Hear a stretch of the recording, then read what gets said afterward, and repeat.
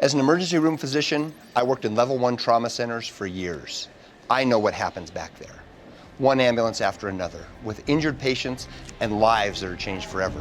I understand. I took care of those people. Thank you. Now, as an attorney, my team and I care for the same people, but in a different way, working to get our clients' lives back to normal. If you've been injured, our medical and legal expertise provides a unique advantage. Ramos Law. What makes us different makes us better. All righty, my friends, I'm going to focus on our forecast here for the Arctic air because Thursday's not going to be too bad of a day, but then late in the day we might start to see the temperatures fall across east central and northeastern Colorado.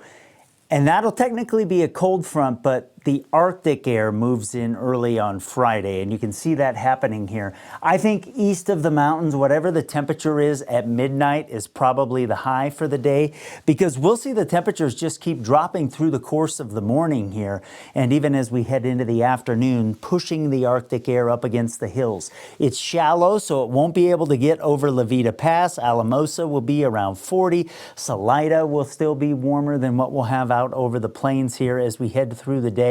And we'll keep pushing that air in from the east as we move into Friday night. And so the temperatures will just keep dropping into Saturday morning. But what is it going to feel like? Because this Arctic air will come with some wind.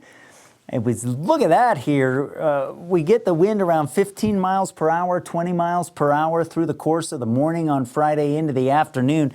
We get wind chills down below zero here in some areas, and then we keep pushing this cold air up against the hills, finally make it into the upper Arkansas River Valley as we head into early Saturday morning, and maybe it gets over Levita Pass, maybe it doesn't. We'll have to figure that out. So for a place like Lamar, where we are farther east, we're lower, we're sitting on the river here, we may have a solid 48 hours or more where we don't even hit 20 degrees. And yeah, we are going to see some snow with this as well. I want to do a little bit of zoom in for you and just give you an idea here across parts of the eastern plains early on Friday morning.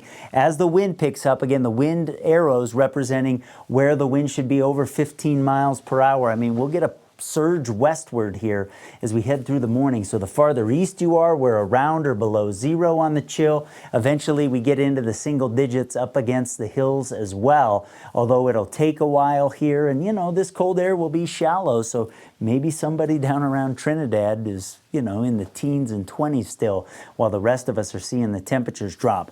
Farther to the north across the Palmer Divide, it'll be a little bit windier earlier and we'll be deeper into that air mass. And so we'll have, I think, wind chills below zero for a good chunk of the day on Friday. And yeah, it does look like we're going to get some snow. 1 to 3 inches east of the Rocky Mountains. It'll be airy, fluffy stuff. One of the things we're going to have to figure out over the next couple of days is how long do those waves off to the west take to kind of move through, because that will impact our snow. It should be pretty light, though, until you get up into the hills and mountains, and some of our mountain areas could get a foot or so of some snow, maybe a little bit more. Again, it will depend on the speed of those waves. That's something I'll work on here over the next few days. But a big, big change here as we head toward the weekend.